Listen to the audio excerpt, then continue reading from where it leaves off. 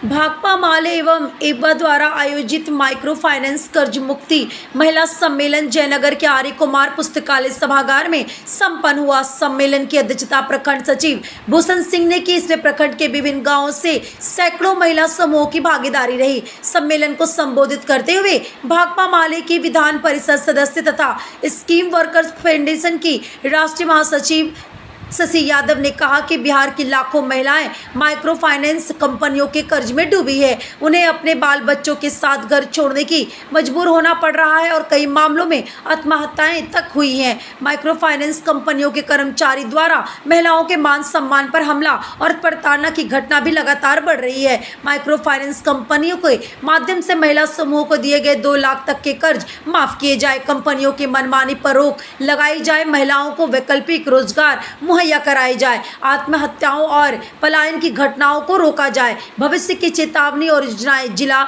सचिव ध्रुव नारायण कर्ण ने चेतावनी दी है कि यदि कोई माइक्रो फाइनेंस कंपनी द्वारा महिला समूहों का उत्पीड़न नहीं रुका तो उसके कार्यालयों को घेराबंद किया जाएगा। वहीं आगामी 31 जुलाई को पटना में आयोजित राज्य स्तरीय कर्ज मुक्ति महिला सम्मेलन में दर्जनों महिलाएं भाग लेगी। इस मंच से आगामी विधानसभा चुनाव में डबल इंजन सरकार को हटाने और खबर राष्ट्र न्यूज 24 लाइव संजय तिवारी मधुबनी की रिपोर्ट।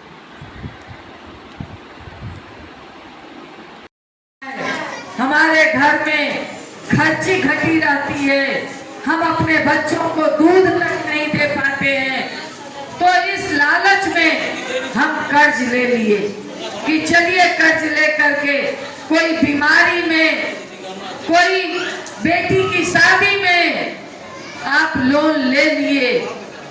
मगर ये सच्चाई है कि आज जान दे करके भी, लगातार खट करके भी, इसके चलते हमारा बेटा, हमारा भाई, हमारा पति, सब लोग बाहर जाकर के कमा रहा है, अपमान की जिंदगी जी रहा है, बावजूद ये लोन नहीं सध पा रहा है। उसके बाद भी हमारी बहनों को गांव छोड़ करके भागना पड़ रहा है।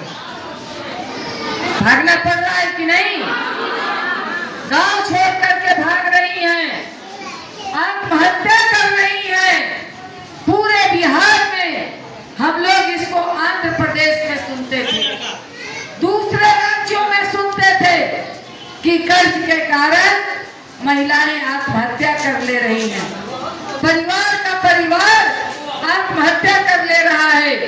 मगर आज हमारे बिहार के गांव की ये फेनोमेना हो गई है। आज बिहार का कोई गांव ऐसा नहीं बचा है जहां हमारी बहनें आत्महत्या नहीं कर रही हैं।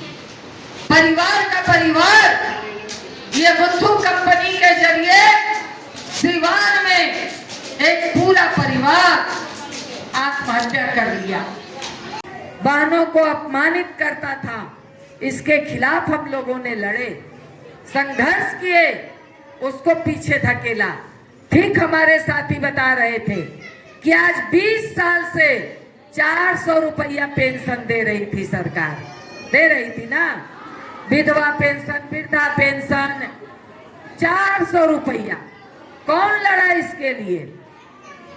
कौन लड़ा? भाकपा माले लड़ी, हम लोग लड़े।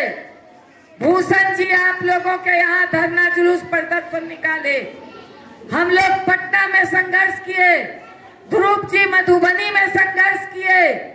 हम लोगों ने लगातार संघर्ष किया कि ये 400 से काम नहीं चलेगा। आज लड़ते लड़ते लड़ते तब जाकर के नीतीश जी ने 1100 रुपया किया, क्योंकि हम लोगों ने ऐलान कर दिया कि महागठबंधन की सरकार बनेगी, तेजस्वी के नेतृत्व में सरकार बनेगी, तो 1500 रुपये हम लोग वृद्धा पेंशन देंगे।